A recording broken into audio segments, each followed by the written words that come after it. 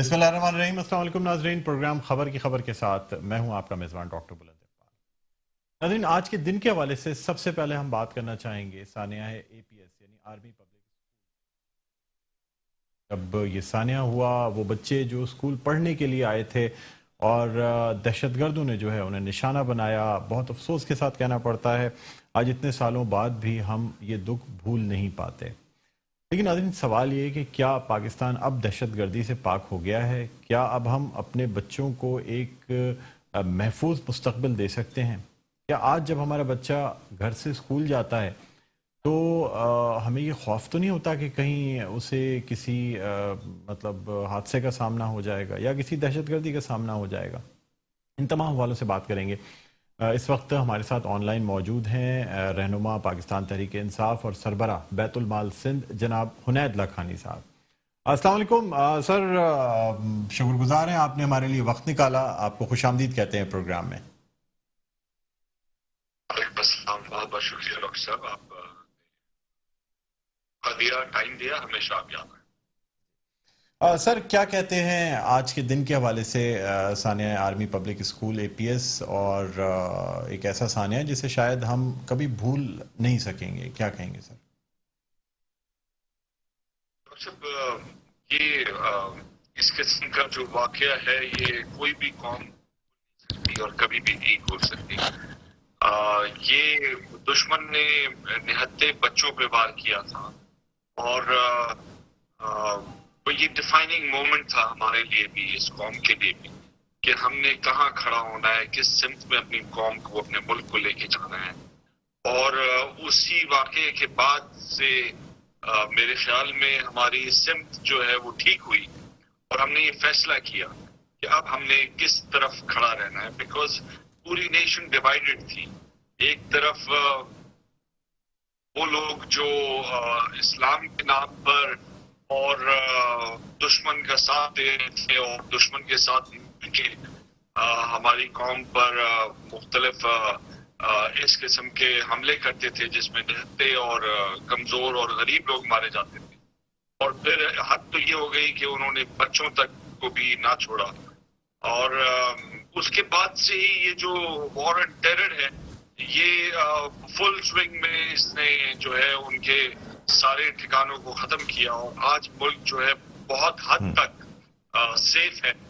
और आइंदा इस किस्म का मौका अगर हम लोगों ने इनको दिया दोबारा तो ये हमारी अपनी काहिली होगी, हमारी अपनी बेवकूफ़ी होगी। एक बार तो आदमी सबक सीख सकता है, लेकिन जो आदमी बार बार इस तरह की चीजें होने दे अपने साथ और सबक ना सीखे तो वो फिर वो उसको किसी किस्म की उसके साथ आपको कोई क्या कहूँ मैं इसमें, बस अच्छा सर, क्या समझते हैं कि क्या अब इस सानिया से सबक सीख के क्या हमने अपने आप को महफूज बनाया है? क्या हमने अपने कौम के मेमारों का मुस्तकबिल महफूज किया है सर? देखिए, बहुत हद तक जब ये वाकया हुआ उसी वक्त हमने जो है ये वॉर और टेरर भी बहुत खुश उसलूबी से, बहुत तरीके से, जरूर इसमें कोलेटरल डैमेज हुआ बहुत ज्यादा, बट स्टिल हम इसको मंतकी अंजाम तक इसको पहुंचा दिया। और उसके बाद भी जो आप जो उसके बकाया जात है उसको खत्म करने के लिए भी एक अच्छी सही पॉलिसी जो है उस पर काम हो रहा है। और जिस दिन वन करिकुलम हो जाएगा, जिस दिन हम अपने एजुकेशन लेवल के अंदर ही इसको इस सोच को खत्म कर देंगे तो उस दिन जो है हम सही कामयाब लॉन्ग टर्म के लिए हो जाएंगे। और ये लॉन्ग टर्म गेम है, ये हमने बच्चों के जहनों से इस चीज को खत्म करना होगा कि जंग का भी तरीका होता है, कोई कवायद और ज़वाबित होते हैं। इस तरह नहीं होता कि आप इकट्ठे लोगों के ऊपर जहां मर्जी आए हट जाए, अपनी जान भी दे दें और दूसरों की जानें भी ले लें। ये कोई इसका कोई फायदा है नहीं। और ना तो इसका हमारा दीन ना कोई और दीन इस किस्म के वाकयात की इजाजत देता है। اچھا سر، آج چونکہ 16 دسمبر کے حوالے سے ایک ثانیہ اور پاکستان کی تاریخ میں پیش آیا تھا، سقوط ڈھاکہ یعنی فال آف ڈھاکہ. اس وقت بھی سر دشمن نے جو ہے وہ پاکستان کے ساتھ یعنی پاکستان پہ شب خون مارا تھا، جب پاکستان کے ہی ایک ٹکڑے میں اپنی فوجیں اتاری گئیں اور باقاعدہ بغاوت کو ہوا دی گئی. کیا کہتے ہیں سر کہ سقوط ڈھاکہ سے بھی ہم نے کچھ سبق سیکھا ہے؟ دیکھیے، سقوط ڈھاکہ جو ہے اس میں دشمن جو ہے وہ کامیاب ضرور ہوا، لیکن اللہ کا اپنا ایک سسٹم ہوتا ہے، اور وہ in any case it is good for the Muslims of that area, اور ضرور اس میں ہماری بھی غلطی تھی. ہم نے خود جو ہے ایک قوموں کے اندر تفریق رکھی، کچھ قوموں کو بہتر سمجھا، کچھ قوموں کو بدتر سمجھا، اور یہ جہاں پہ بھی اس قسم کے، جس ملک میں بھی اس قسم کے واقعات ہوتے ہیں، اس قسم کا رویہ ہوتا ہے، اس ملک کے اندر پھر اسی طرح کے واقعات ہوتے ہیں. ڈسگرنٹل ایلیمنٹ جب ہوگا تو باہر کے لوگ آ کے اس ایلیمنٹ کو ہوا دیں گے، اس چنگاری، اس تیل کے اوپر چنگاری ڈالیں گے تاکہ آگ لگے، اور یہی ہوا. ہماری اپنی کچھ غلطیاں تھی، ہم نے خود ڈسگرنٹل ایلیمنٹ کریٹ کیا، اور دشمن نے ایک سوچی سمجھی سازش کے تحت اس کو استعمال کیا اپنے مقصد کے لیے. اور ابھی بھی آپ دیکھیں پاکستان کے اندر ذرا سا ان کو کوئی موقع ملتا ہے تو وہ فنڈنگ بھی کرتے ہیں، اور وہ ہوا دیتے ہیں نفرتوں کو، اور وہ لوگ جو ہے پھر باقاعدہ ہمارے ہی سیاستدانوں کو استعمال کر کے لوگوں کو لڑاتے بھی ہیں. آج بھی آپ دیکھیں گے مختلف تقریروں کے اندر لوگ باتیں کرتے ہیں نفرت کی، اپنی سپیریورٹی کی، کہ ہم شاید دوسرے کسی قوم سے بہتر ہے، یا دوسرے کسی قوم سے زیادہ سپیریئر، یا کوئی اور قوم والے جو ہیں وہ انہوں نے اس طرح غلط کام پہلے کیا تھا. ابھی آپ نے پی ڈی ایم کے جلسے لاہور میں دیکھا ہوگا، جگزیش صاحب نے اس طرح نفرت کی باتیں کی. یہ ساری چیزیں یہ دشمن کے جھنڈے پہ لوگ ہوا دیتے ہیں، اور ان لوگوں کو پیسے ملتے ہیں یہ کام کرنے کے، تبھی یہ کام کرتے ہیں. ادروائز اسلام میں تو اس قسم کی کوئی گنجائش نہیں ہے. کسی بھی مذہب میں کوئی آپ کو یہ نہیں بتاتا کہ آپ کا خون جو ہے وہ بہتر ہے دوسرے کے خون سے، یا آپ کا اسکن کے نیچے والا گوشت جو ہے وہ بہتر ہے. سب ایک جیسا ہے اسکن کے نیچے. اگر بی پازیٹیو میرا ہے، پازیٹیو آپ بھی ہوگا.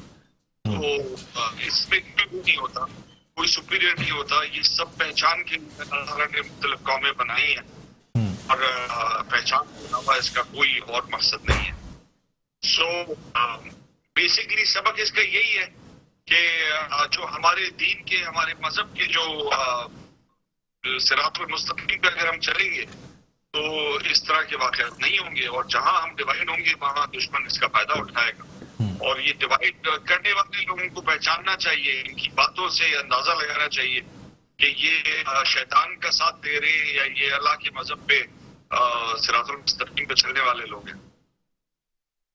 اچھا سر، آپ کچھ بات کرنا چاہیں گے پاکستان کی سیاست کے حوالے سے بھی؟ یعنی ایک طرف مطلب سر پی ڈی ایم کی جانب سے استعفے دینے کی بات کی جا رہی ہے، دوسری جانب جو ہے وہ سینٹ کے الیکشنز جلدی کرانے کی بات کی جا رہی ہے. آج رہنما پاکستان پیپلز پارٹی اور سابق چیئرمین سینیٹر رضا ربانی صاحب، شہری رحمان اور وقار میدی صاحب نے ایک پریس کانفرنس کی ہے جس میں یہ کہا گیا، سینیٹر رضا ربانی صاحب ماہر قانون بھی ہیں، ان کا یہ کہنا ہے کہ کابینہ کے اجلاس میں یہ فیصلہ نہیں کیا جا سکتا کہ سینٹ کے الیکشنز کو جلدی کرا دیا جائے.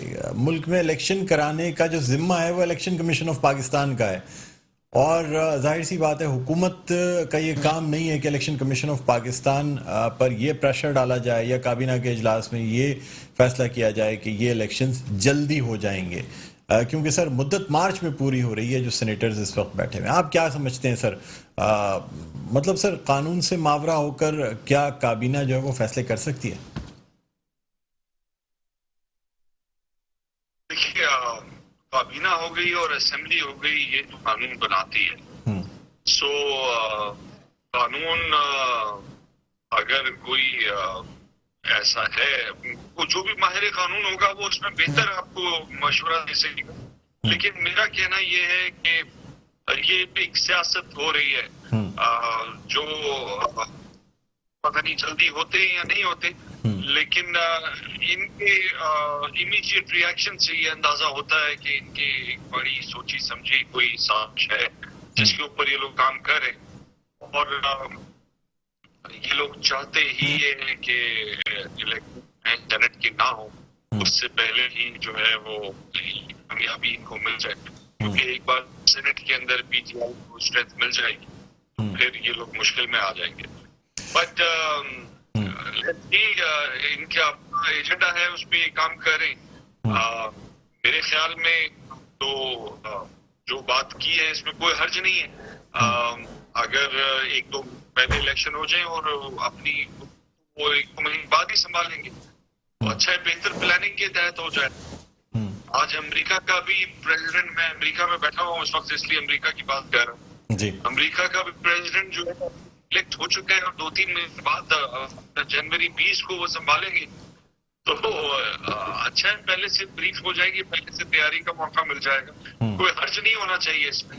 وہاں تک شو آف ہینڈ کی بات ہے اس میں بھی میں ڈاکٹر صاحب بات کرنا چاہوں گا کہ یہ سب کو پتا ہے، قوم کو پتا ہے کہ کرپشن ہوتی ہے ہمارے ملک کے اندر سینٹ کی الیکشنز میں، اور اگر اس کا سسٹم بہتر کیا جا سکے تاکہ کرپشن نہ ہو اور شو آف ہینڈ میں پتہ چل جائے کہ کون آدمی کس کو ووٹ دے رہا ہے، تو اس میں کوئی چھپانے والی بات نہیں ہے، کوئی ایسی بات نہیں ہے کہ کوئی برا مانے.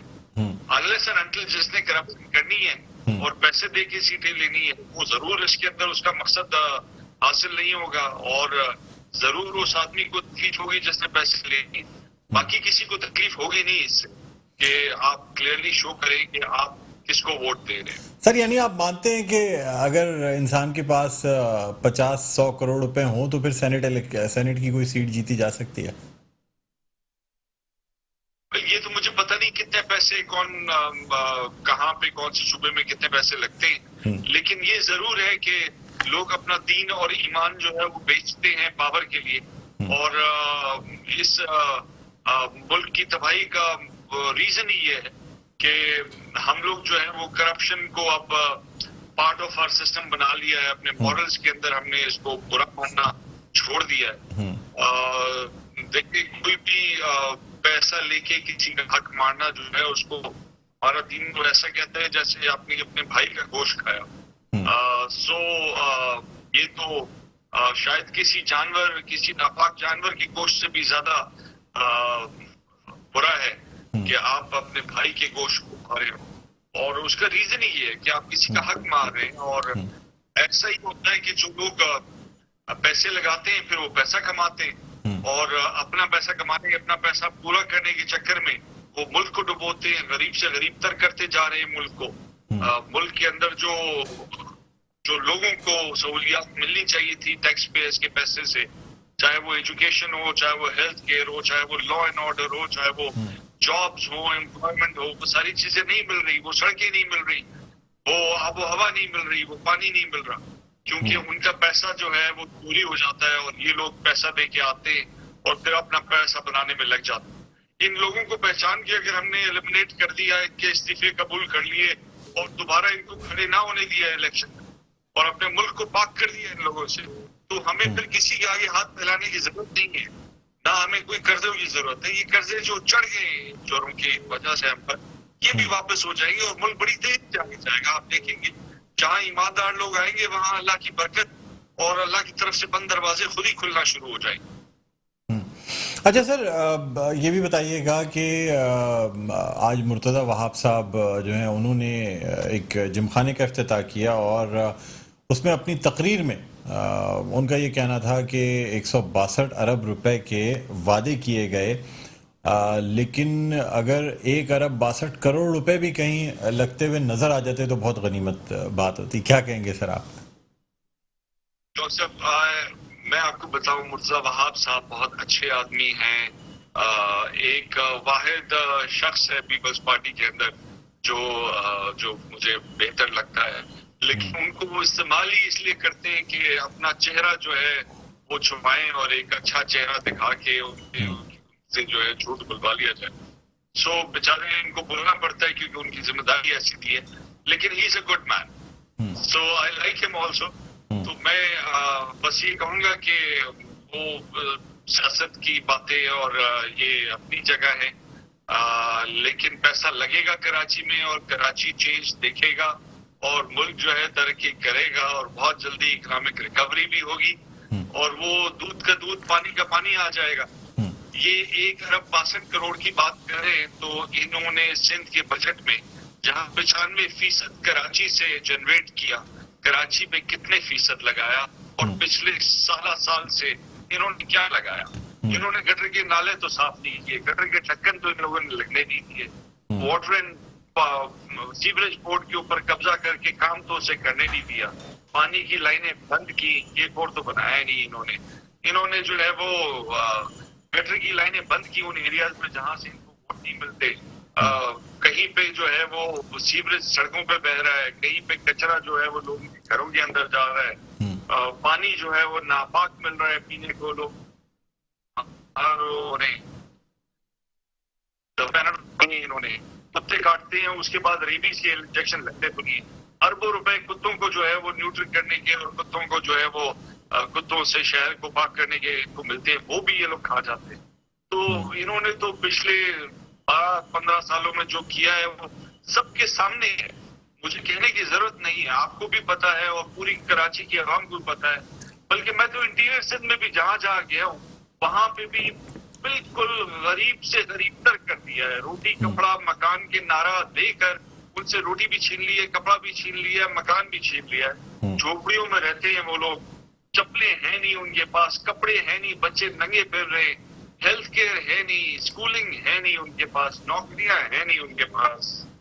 صرف جو ہے وہ جو وڈیرا تھوڑا بہت ان کو زمین دیتا ہے کام کرنے کے لیے, اس سے بھی واپس شوگر ملیں ساری خرید لی ہیں, رائس ملیں اور وہ جو ان کی ویٹ کی فلور ملے ہیں وہ ساری ان کی ہے.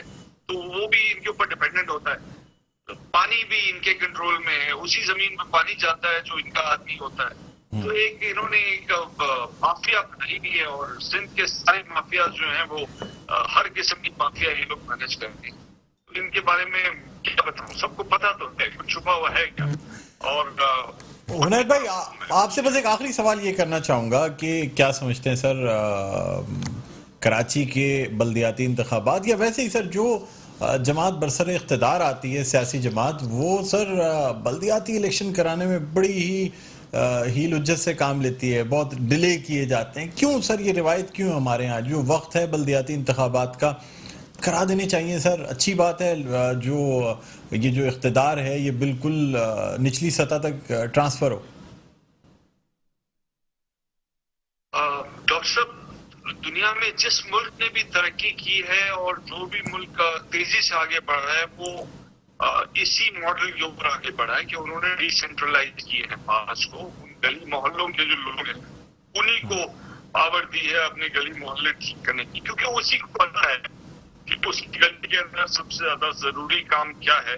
پانی کی لائن ہے, روڈ کی مرمت ہے, یا جو ہے وہ سیکورٹی ہے. اور یہ جب تک اس لیول تک نہیں ہوگا تب تک ملک آگے نہیں بڑھے گا.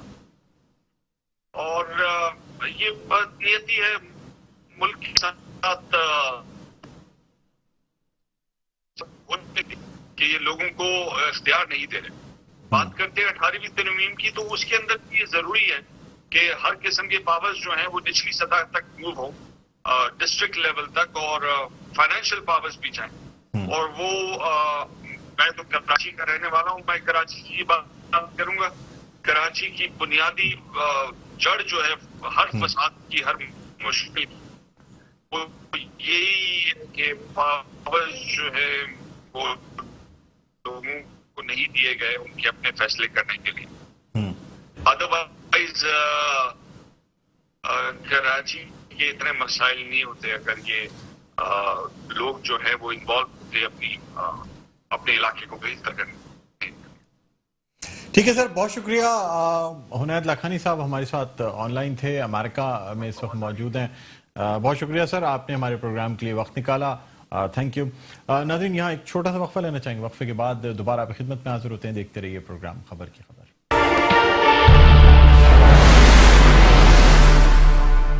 जी नाज़रीन, वेलकम बैक। एक दफ़ा फिर आपको खुशामदीद कहते हैं प्रोग्राम में खबर की खबर। मैं हूं आपका मेज़बान डॉक्टर बुलंद इकबाल। और नाज़रीन, आज के प्रोग्राम में हम बात कर रहे हैं सानिया APS और सुकूत ढाका के हवाले से। यानी पाकिस्तान की तारीख में पहले ही एक सानिया सुकूत ढाका के तौर पर मौजूद था और फिर सानिया APS पेश आया। आपको बताते चलें कि आज एक बयान भी जारी किया गया सरबराह तंजीमी बहाली कमेटी मुत्तहदा कौमी मूवमेंट पाकिस्तान डॉक्टर फारूक सत्तार की जानिब से, जिसमें उन्होंने ये बात की कि हमने क्या सीखा, ख़ास तौर पे क्या सबक सीखा सुकूत ढाका से और सानिया APS से। इस वक्त हम बात करना चाहेंगे। हमारे साथ ऑनलाइन मौजूद हैं सरबराह तंजीमी बहाली कमेटी मुत्तहदा कौमी मूवमेंट पाकिस्तान जनाब डॉक्टर फारूक सत्तार साहब। अस्सलाम वालेकुम फारूक भाई, खुश आमदीद कहते हैं सर प्रोग्राम खबर की खबर। जी वालेकुम अस्सलाम और बहुत शुक्रिया जी।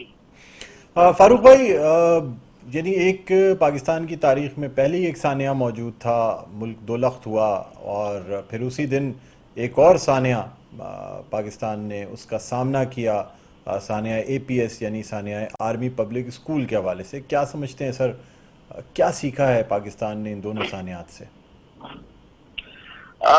मैं इन दोनों सानियात का जिक्र एक साथ करूंगा कि मशरकी पाकिस्तान की अलहदगी और बांग्लादेश का बनना वो भी मुल्क के खिलाफ एक साजिश थी और मुल्क दुश्मनों ने जाहिर है उनके अज़ाइम थे पाकिस्तान को तोड़ने के, कमजोर करने के, और वो उसमें बिलाखिर कामयाब हुए। और ये जो सानिया APS है, इनमें फूलों जैसे बच्चों को, जिनके वालिदैन कितने मुस्तकबिल अपनी आंखों में उनके मुस्तकबिल के ख्वाब सजाकर उन्हें भेजते थे, और एक दिन ऐसा आया कि उनके बच्चे वापस घर ना लौटे।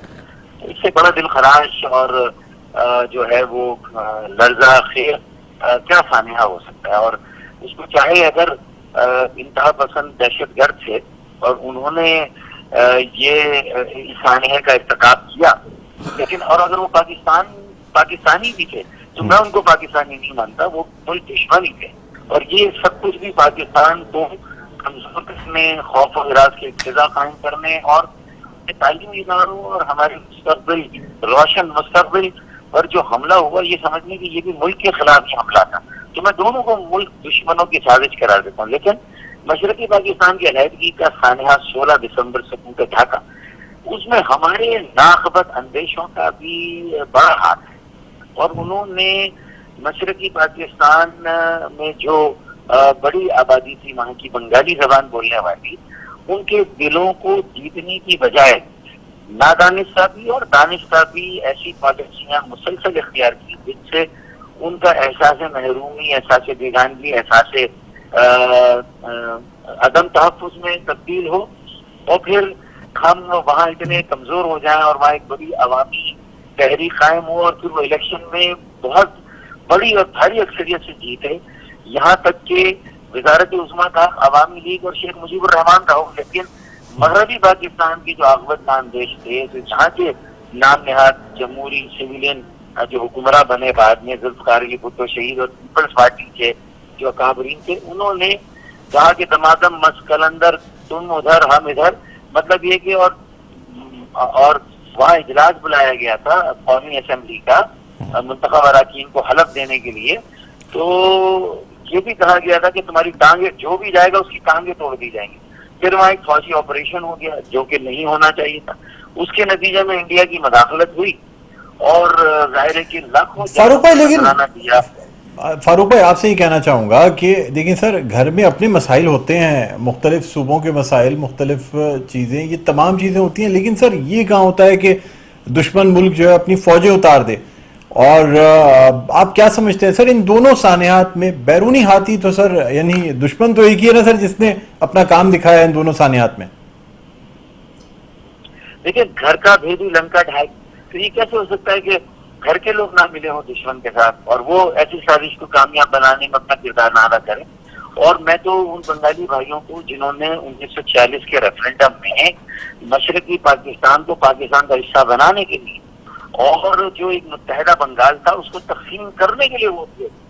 اپنی مذہبی اعتبار سے جو ہندو بنگالی تھے ان کی اکثریت سے مسلمان بنگالیوں نے فیصلہ کیا مسلمانوں کے ساتھ علیحدہ وطن میں آزادی کے ساتھ سکھ کا سانس لیں گے, آزادی سے اپنی عبادات کریں گے, آزادی سے اپنی زندگی کو آگے بڑھائیں گے. تو وہ تو پھر اس وقت تو ہندو بنگالی جو تھے ہجرت بھی ہوئی, مغربی بنگال سے بھی, بہار سے بھی, مشرقی پاکستان, اور ٹرینیں قافلے لٹے, عزتوں اور عصمتوں کو پامال کیا گیا ہماری بہنوں ہماری بیٹیوں کی.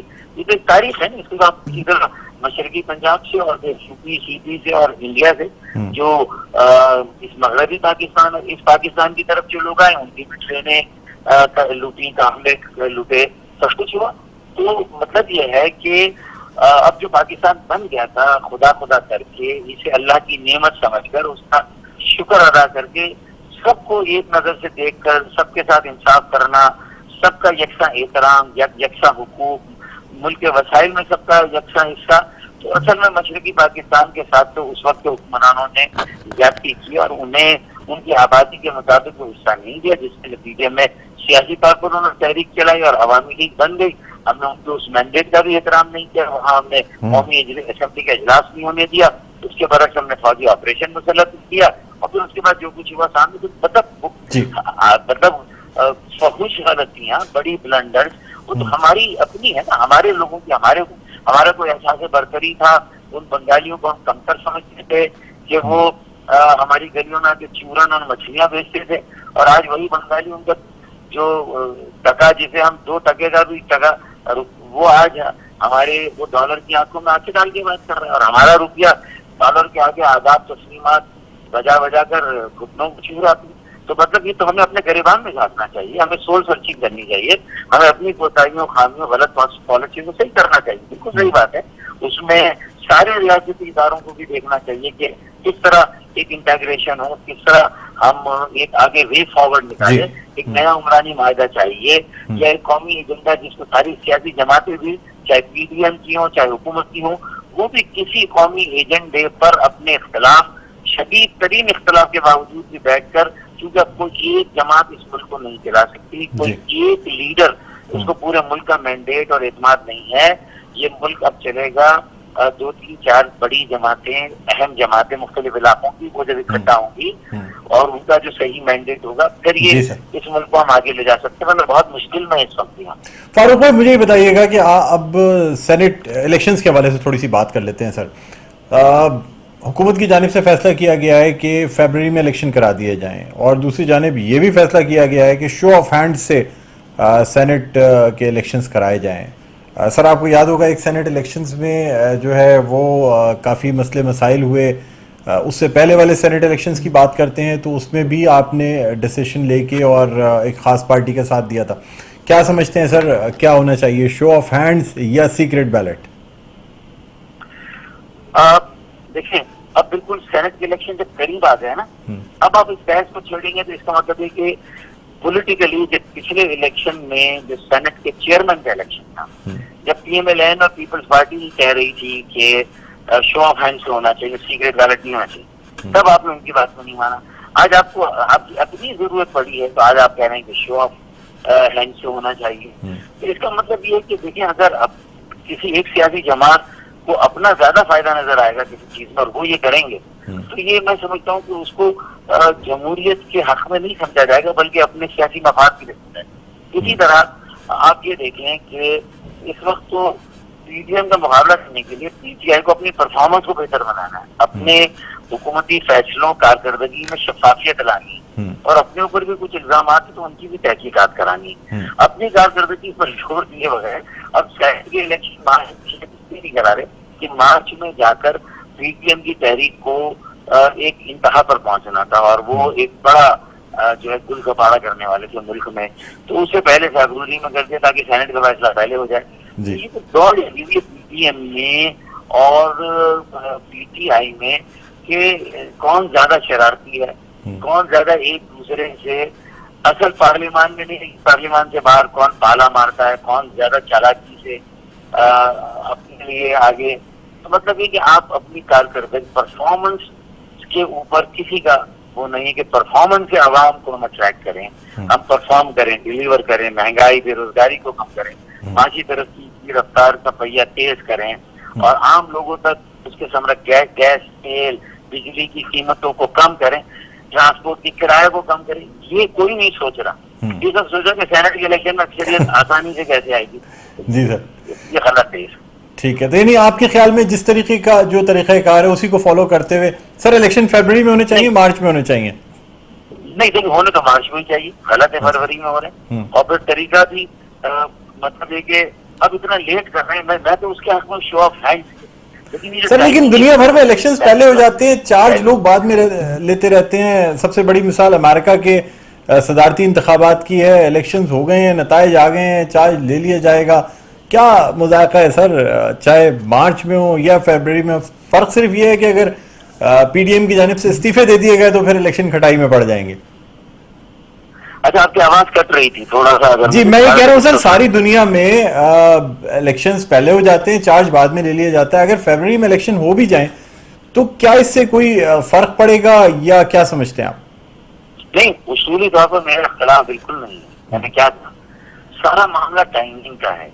اور پھر ایک بات اور کہیں سیاسی نقطہ ہے کہ حکومتی جماعت کو ڈر نہیں ہوتا کہ اپوزیشن کی جماعت ان کے بندوں کو توڑ لے گی. اس کا مطلب ہے کہ حکومت کو خود اپنی کارکردگی کا احساس ہے اور ان کے اپنے ایم پی ایز میں اتنی فرسٹریشن ہے کہ اگر پی ایم ایل این کا کوئی سینٹ کا کینڈیڈیٹ یا پیپلز پارٹی کے سینٹ کا کینڈیڈیٹ اگر نیلام گھر سے جائے گا اور ایم پی ایس میں وہ خریدے گا تو پی ٹی آئی کے کچھ لوگ بک سکتے ہیں. یہ تو پی ٹی آئی کو کہ اپنے اندر تو خوف ہے کہ وہ اس کو شو آف ہینڈز کی بات کر رہے ہیں اور جلدی کرا رہے ہیں تاکہ ان کی تحریک بھی اوپر نہ پہنچی ہو, ان کے سر پہ تلوار کی طرح نہ کھڑی وہ پہلے. تو دیکھیں یہ چیزیں جب آپ کا بیانیہ تھا الیکشن سے پہلے, وہ پہلے دن سے اس پر آنکھ بند کر کے آپ لگ جاتے ہیں, اب تک کہاں سے کہاں نکل گئے. ٹھیک ہے سر, بہت شکریہ فاروق ستار صاحب, آپ نے ہمارے پروگرام کے لیے وقت نکالا. ناظرین, سربراہ تنظیمی بالی کمیٹی متحدہ قومی موومنٹ پاکستان جناب ڈاکٹر فاروق ستار صاحب ہمارے ساتھ آن لائن موجود تھے. یہاں ایک چھوٹا سا وقفہ لینا چاہیں گے, وقفے کے بعد دوبارہ آپ کی خدمت میں حاضر ہوتے ہیں. دیکھتے رہیے پروگرام خبر کی خبر.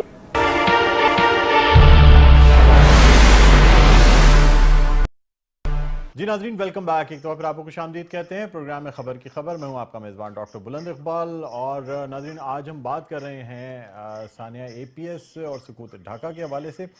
اس وقت ہمیں جوائن کیا ہے آن لائن صوبائی وزیر برائے information technology and science Taimur Talpur صاحب نے.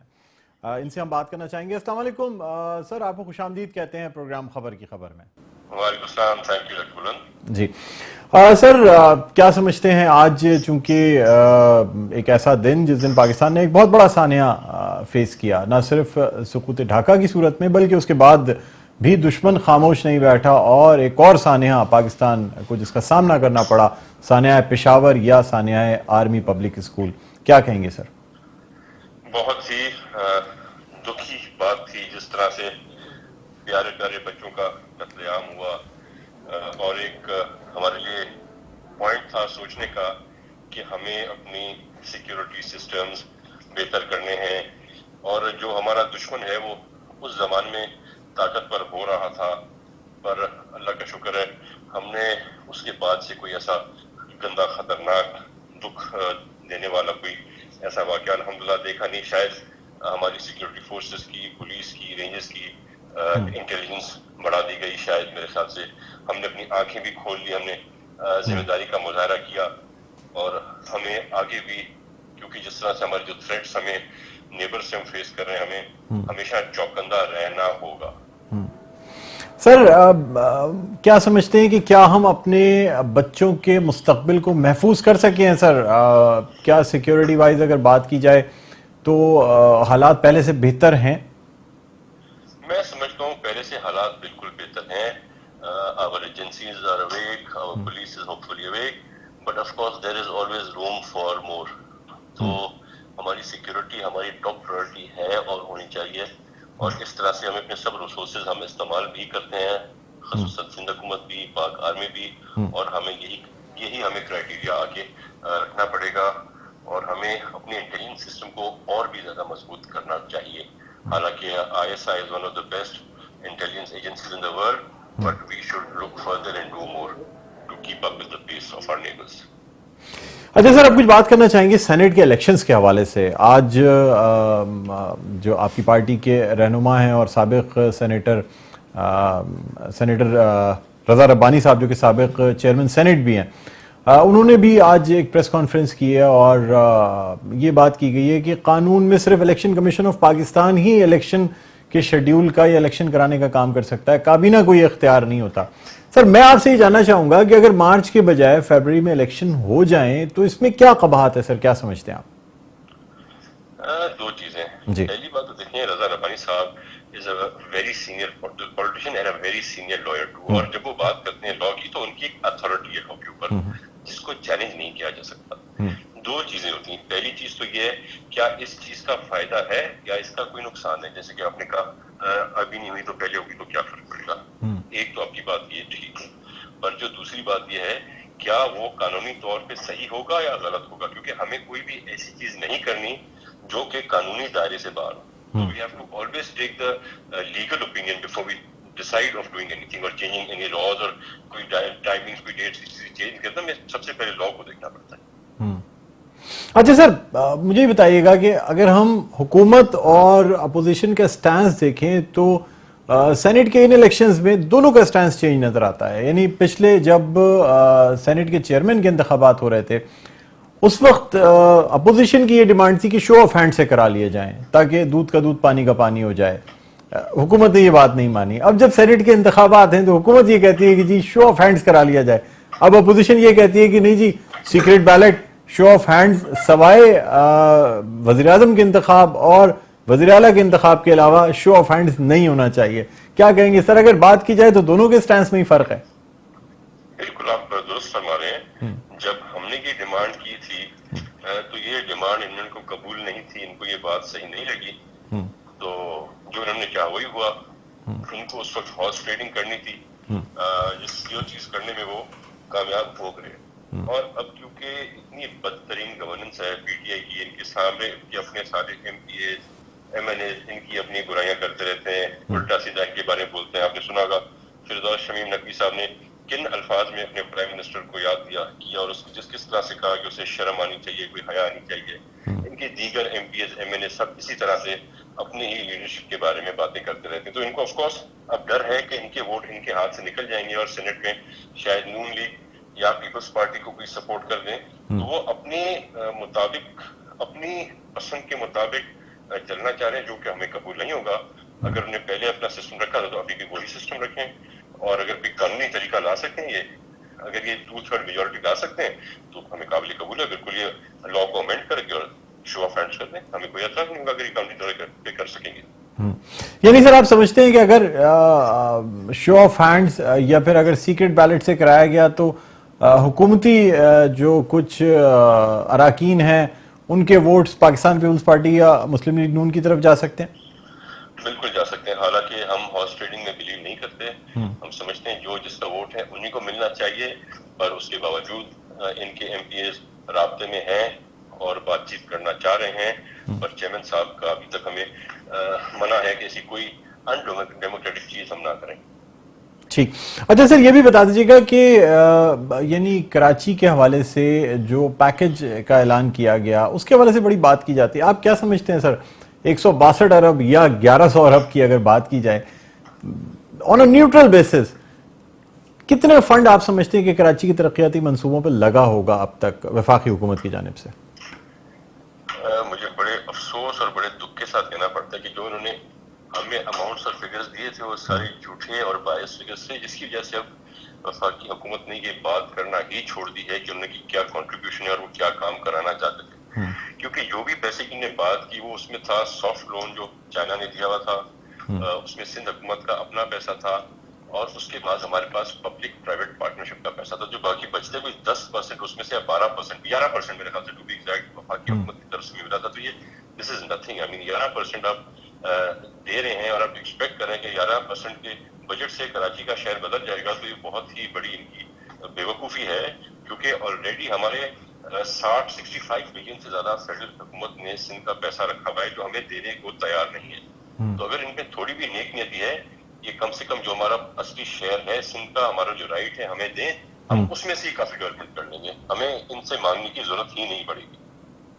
بہت شکریہ سر، آپ نے پروگرام کے لیے وقت نکالا اور ہمارے پروگرام میں شرکت کی۔ ناظرین، صوبائی وزیر برائے science and information technology Nawab Taimur Talpur صاحب ہمارے ساتھ آن لائن موجود تھے۔ امید یہی کرتے ہیں کہ جس طرح سے تیمور تالپور صاحب نے کہا کہ ایک تو الیکشن جو ہے سینٹ کے الیکشنز قانونی طریقے سے ہونے چاہیے اور جو بھی قانون ہے اس کے حساب سے اس الیکشنز کو کروایا جائے، اور ساتھ ہی ساتھ کراچی کے لیے جو فنڈز مختص کیے گئے ہیں وہ کراچی پہ لگائے بھی جائیں۔ اسی کے ساتھ پروگرام کا وقت اپنے اختتام پر پہنچتا ہے۔ مجھے بلند اقبال کو اجازت دیجیے، اپنا بہت خیال رکھیے گا، اللہ حافظ۔